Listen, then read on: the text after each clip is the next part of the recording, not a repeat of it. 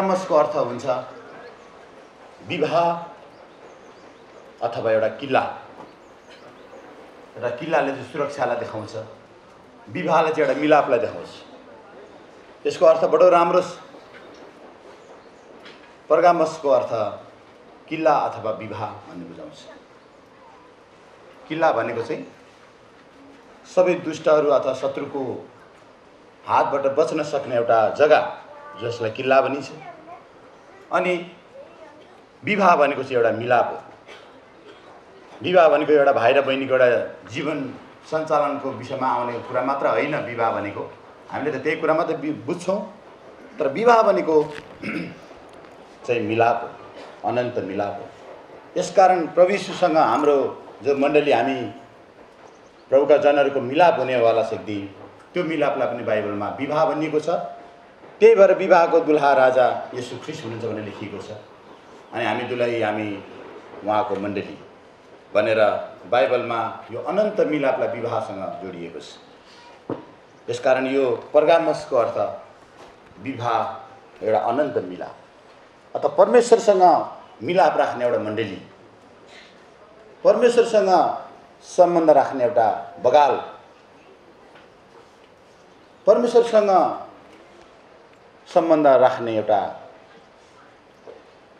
आत्माको एउटा झुन्ड, आत्माहरूको झुन्ड भन्ने बुझाउँछ। त्यसको अर्थ अति राम्रो। तर पनि यो मण्डली, यो बगाल परमेश्वरसँग सम्बन्ध राख्ने बगाल रहेछ। अनि यहाँ आज हामी देख्छौँ यो मण्डली जहाँ एन्टिपास भन्ने व्यक्ति विश्वासको वीर अथवा साक्षी, उनी चाहिँ के भए, प्रभुको नामको निम्ति शहीद भए। त्यस्तो एउटा जिउँदो मण्डली, त्यस्तो राम्रो मण्डली, प्रभुसँग सम्बन्ध राख्ने मण्डली, एउटा उच्च धरहरा किल्ला, सुरक्षित भएको मण्डली। अनि यो मण्डली चाहिँ को वरिपरि शत्रु बसे पनि, अन्धकारको शक्ति बसे पनि यो मण्डली चाहिँ विजयी मण्डली। तर अब यो यहाँ हामी देख्छौँ, तपाईँ हाम्रो जीवनमा पनि जसले विजय यापन गर्न चाहन्छ, विजयी जीवन ख्रीष्टमा जिउन चाहन्छ, त्यो व्यक्तिको बिचमा पनि शैतान बस्छ भन्ने कुराको प्रमाण हामी पाउँछौँ। 13 पद पढिदिनुहोस्। 13 पद कसैले पढिदिनुहोस्। तिम्रा कामहरू र शैतानको सिंहासन जहाँ छ, शैतानको सिंहासन जहाँ छ त्यहाँ तिमी बस्छौ भनी म जान्दछु। तिमी बस्छौ भनी म जान्दछु। अनि तिमीले मेरो नाम बलियो गरी पक्रेका छौ। यति नै पढिदिनुहोस्। अनि तिमीले यति नै पढिदिनुहोस् दया गरिकन। यो शैतानको सिंहासन, अहिले पनि यो वर्तमान दुष्ट संसार, अहिले अन्धकारको शक्तिको सिंहासन, उसले राज्य गरिरहेको छ। त्यसको अर्थ के त भन्दा उसले राज्य गरिरहेको यो संसार हो। तपाईँ हामी पनि यो संसारभित्र छौँ प्रियो। दुष्टले राज्य गरिरहेको, दुष्टको सिंहासन खडा भएको संसारमा तपाईँ हामी परमेश्वरका जनहरू छौँ। यी हाम्रा जवान भाइ बहिनीहरू हुनुहुन्छ। अनि यो मण्डलीको अवस्था पनि शैतानको सिंहासनभित्रै यो मण्डली पनि के भएको रहेछ, खडा भएको रहेछ। यसर्थ हामीले यो भन्नु हुँदैन हामी किन हामीलाई यस्तो परिस्थितिमा प्रभुले राखेको, यस्तो अवस्थामा हामी किन बस्नु परेको, जिउनु परेको भनेर हामी कहिले पनि प्रभुसँग प्रश्न गर्नुहुन्न। किनभने प्रभुले भन्नुहुन्छ, यिनीहरूलाई मैले संसारबाट बोलाएँ, फेरि यिनीहरूलाई म संसारै पठाउँछु। आउनुहोस् त्यो पद पनि पढौँ। यसर्थ आज यो अन्धकारको शक्ति, शैतानको सिंहासनमा हामी छौँ प्रियो। आज त्यसको बिचमा हामी छौँ। उसले राज्य गरिरहेको संसारमा हामी छौँ। यसर्थ आज त्यो पद पढौँ हामी। यूहन्ना सुसमाचार, यूहन्ना सुसमाचार, यूहन्ना सुसमाचार 17 अध्याय।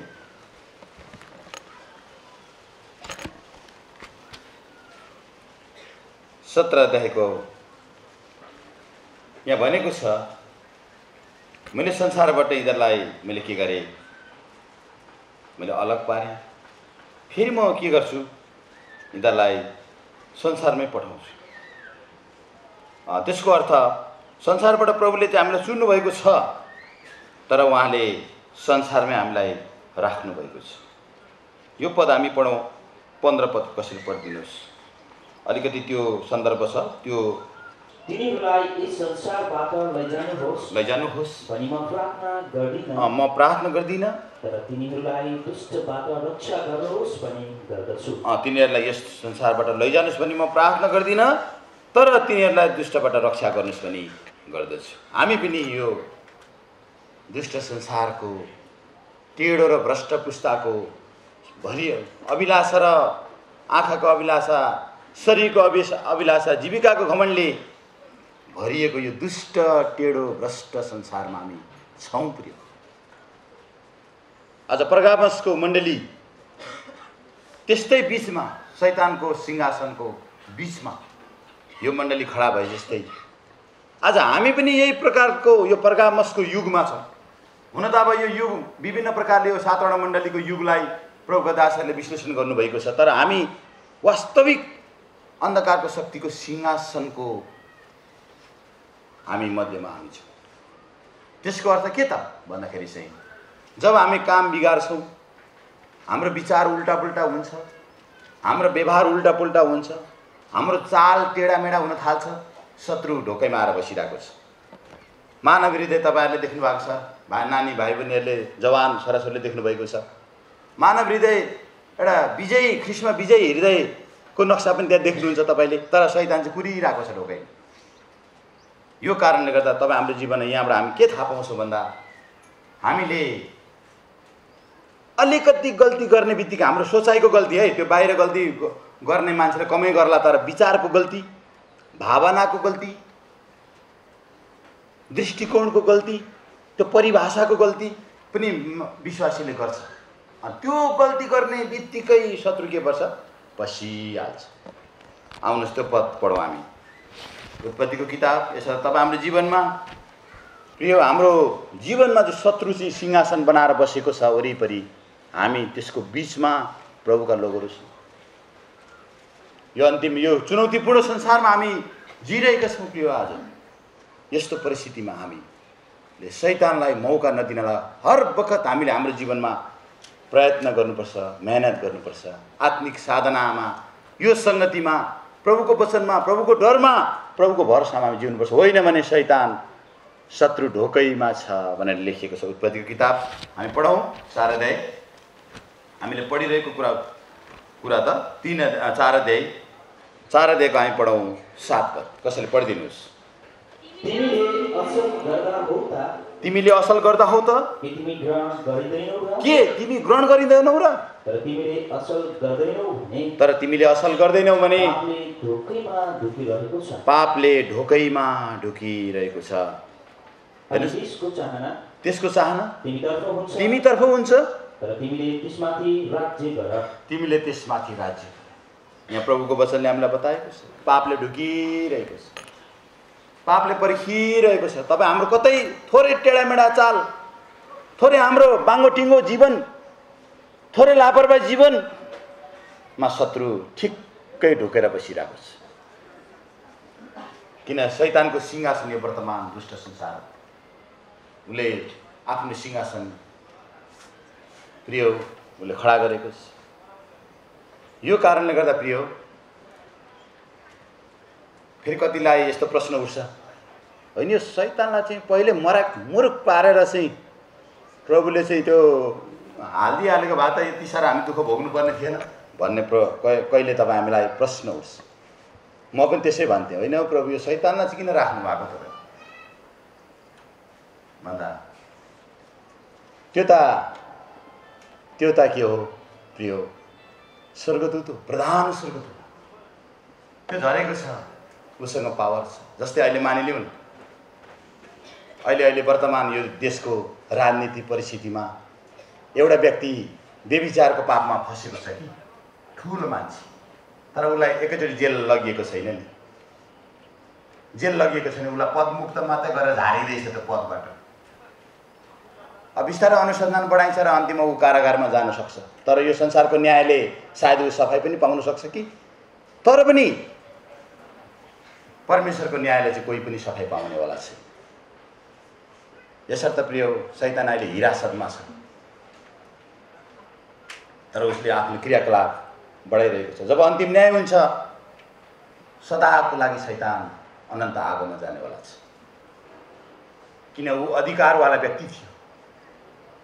त्यही भएर उसले यो संसारमा आएर पनि उसले अधिकार जमाइरहेको छ।